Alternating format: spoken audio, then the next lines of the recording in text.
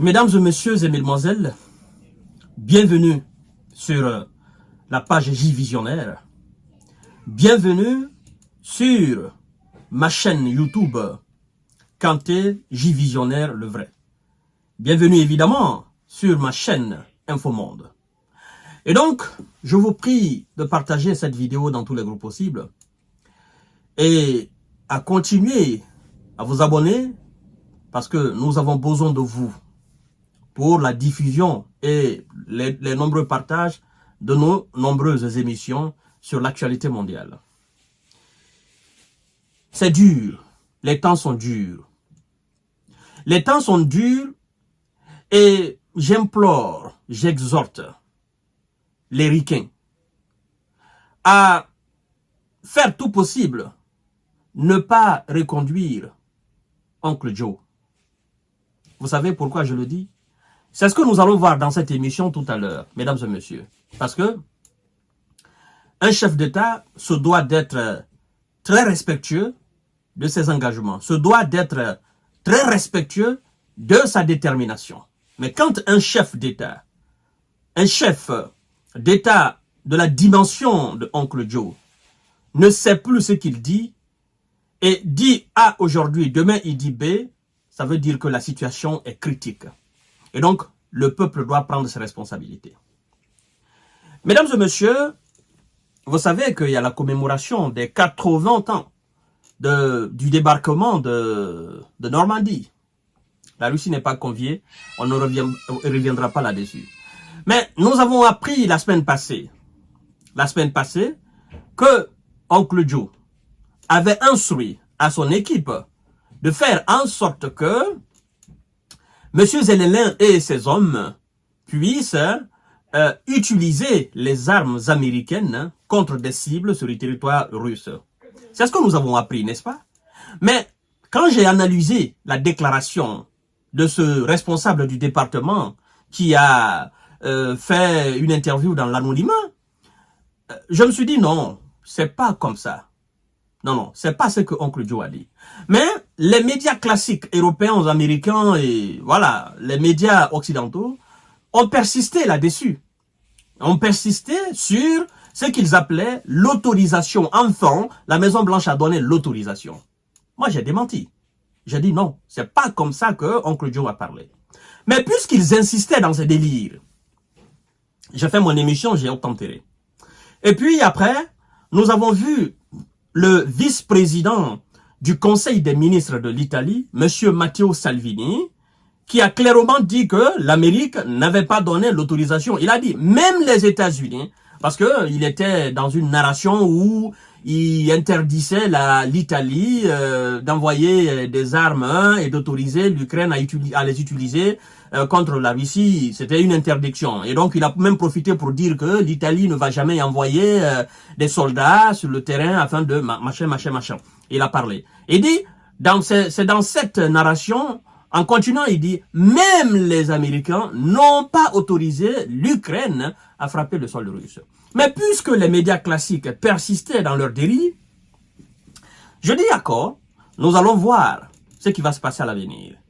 Et paf, il n'y a même pas 2 semaines, c'était la semaine dernière, ils ont parlé de ça, ils ont fait cette paperasse. Aujourd'hui, mesdames et messieurs, 6 juin 2024, aujourd'hui jeudi, nous apprenons que dans une interview, parce qu'on parle d'un extrait de cette interview de M. Biden, nous apprenons que M. Biden n'autorisait pas.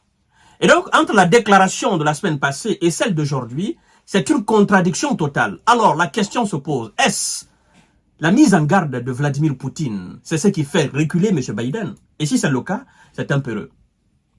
Oui, si c'est le cas, c'est un peu heureux. Parce qu'un chef de la dimension de Oncle Joe, dans les conditions normales, doit tenir tête à Vlado. Parce que Vlado a dit, d'accord, nous allons donner des armes russes à des pays tiers susceptibles, naturellement, de s'en prendre aux intérêts des pays qui veulent autoriser M. Zelensky et ses hommes à atteindre, n'est-ce pas, les cibles russes par, n'est-ce pas, leurs propres armes. C'était la déclaration. Mesdames et messieurs, M. Biden dit non. Mais cette autre déclaration de Biden est très ambiguë, c'est pas clair. Vous allez voir tout à l'heure que c'est pas clair. C'est pourquoi je demande aux ricains de faire en sorte de ne pas accorder un deuxième mandat à monsieur, n'est-ce pas, monsieur Biden. Parce que ça sera catastrophique, mesdames et messieurs.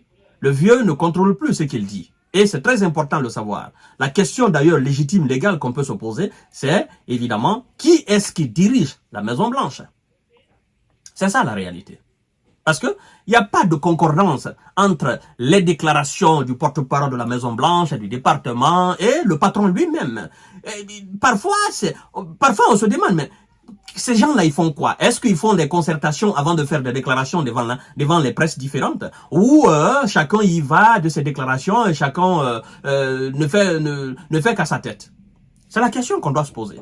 Alors, mesdames et messieurs, vous voyez, les armes américaines fournies à l'Ukraine ne serviront pas à frapper Moscou, assure M. Biden. Pourtant, la semaine passée, on nous a dit qu'il avait autorisé. Écoutez bien, les armes que les États-Unis ont autorisé l'Ukraine à utiliser sur le territoire russe ne serviront pas à frapper Moscou ou le Kremlin, assure M. Joe Biden dans un extrait d'interview publié jeudi par la chaîne ABC.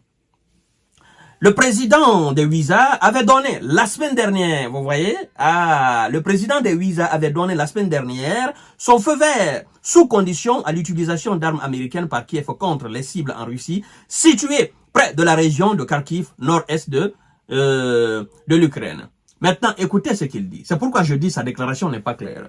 Interrogé sur le fait de savoir si ces armes avaient déjà été utilisées par Kiev, M. Biden n'a pas directement répondu, mais a assuré que les États-Unis ne permettaient pas qu'elles servent à frapper à 300 km à l'intérieur du territoire russe, ou à Moscou, ou sur le Kremlin.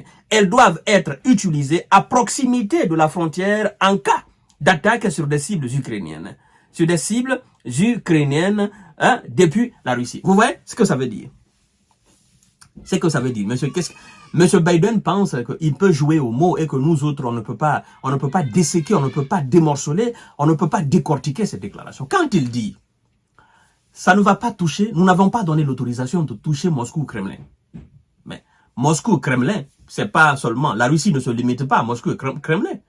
Moscou, Kremlin ne sont que une partie très infime de ce que représentent les près de 18 millions de kilomètres carrés de la Russie. Mais quand vous dites, écoutez, nous autorisons à ce que qu'il y ait des frappes ukrainiennes à 300 km juste à la frontière de la Russie, si la Russie venait à attaquer. Mais écoutez, ça veut dire quoi ça?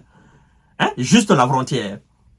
Juste la frontière entre l'Ukraine et la Russie. Ça veut dire, soit, Oncle Joe, soit, soyez sincères, soit vous donnez l'autorisation à M. Zelensky, vous prenez votre courage à bras le corps, vous donnez l'autorisation à M. Zelensky d'utiliser, n'est-ce pas, vos armes contre la Russie, ou soit vous interdisez complètement. Parce que ça, c'est une déclaration très ambiguë. Je suis en train de vous expliquer la même, vous avez du mal à comprendre. Mais moi, je résume le tout sur le fait que les USA ont une certaine peur. Ils ne savent pas comment la Russie va réagir en Ukraine. C'est ça. S'ils venaient à autoriser les armes américaines à toucher le territoire russe, comment la Russie va réagir, l'Amérique ne sait pas du tout. Et elle est dans le flou par rapport à cela. Parce que c'est quand même des questions qu'il faut se poser. Est-ce que M. Vlado va donner l'ordre enfant de neutraliser et d'anéantir complètement le territoire ukrainien, ou il va se limiter seulement, n'est-ce pas, à donner des armes russes, n'est-ce pas, aux pays tiers susceptibles de frapper, n'est-ce pas, des intérêts occidentaux à travers le monde entier. Donc, l'Amérique est dans cette situation-là. Elle ne sait pas qu'est-ce qui va se passer quand l'autorisation sera donnée à l'Ukraine. Bon, c'est la peur qui retient. D'accord? C'est la peur. Moi, je dis tout simplement, c'est la peur. Parce que tu peux pas faire une déclaration la semaine passée, aujourd'hui tu fais une autre déclaration. C'est insensé au fait. Et je crois que M. Zelensky doit énormément se fâcher. Il doit se dire non, ça là, c'est une situation que vraiment, ça devient de la merde. Hein? Moi, je comptais sur eux, mais eux, ils ont peur finalement de la Russie. Si eux, ils ont peur de la Russie, mais qu'est-ce que moi je fais? Ce sont eux qui me fournissent. Mais si eux, ils ont peur de la Russie, qu'est-ce que moi je peux faire? Je peux rien faire. Mesdames et messieurs, partagez la vidéo dans tous les groupes possibles. À tout à l'heure pour notre série d'informations et de décortiquage. Merci beaucoup.